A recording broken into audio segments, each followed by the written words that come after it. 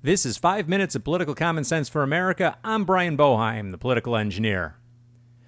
And the question I want to answer today is, who is Dr. Donald Berwick? Now, let me set the scene. President Obama and the Democratic Party have once again played games with our constitutional rights. See, your senatorial representation has the right to vet and approve all major White House appointees.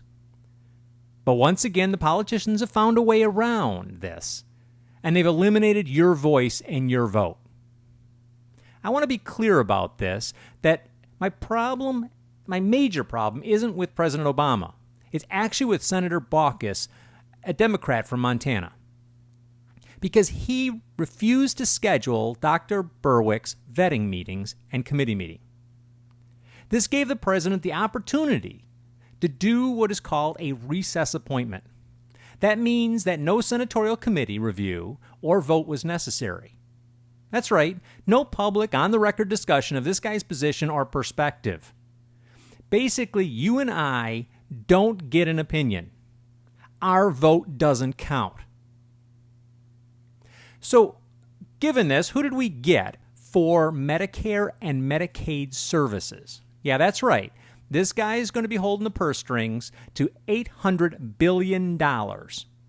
He's also going to be running the agency and all the regulations tied to Medicare and Medicaid. Well, Dr. Berwick is a professor in the Department of Health Policy and Management at, of course, Harvard School of Public Health. Is it just me, or is everybody in Washington all of a sudden from Harvard? First of all, he's on record with the Journal of Biotechnology Healthcare saying the decision is not whether or not we will ration care. The decision is whether we will ration it with our eyes open. Okay.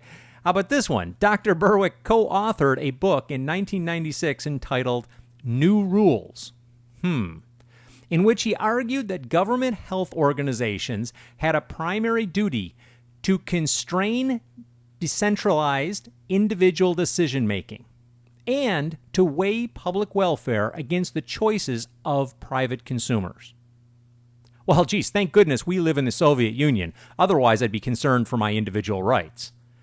Are you kidding me?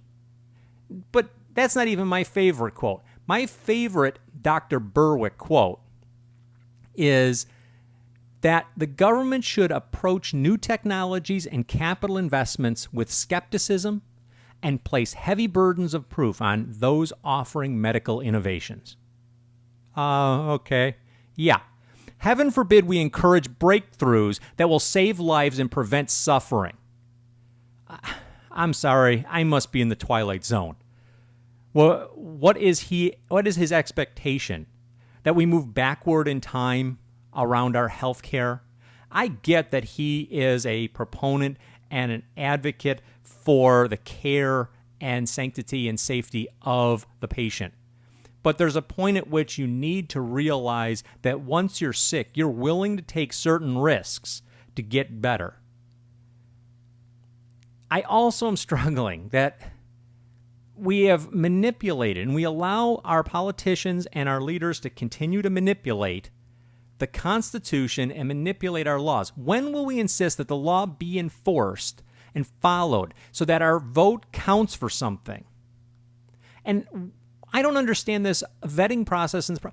Why are we not using modern communications technology and using video conferencing and putting these things together, allowing them to do videos and create the opportunity for them to describe and for the senators to ask questions and have them answered without them all being in the same room and without it always being a dog and pony show?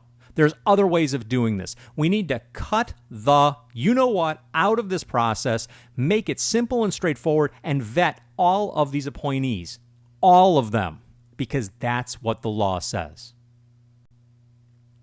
You've been listening to 5 Minutes of Political Common Sense for America. I'm Brian Boeheim, the political engineer. And if you've liked what you've heard here, then go out and get a copy of my book, Political Common Sense for America. You can find it at Amazon.com. Until next time, be safe out there.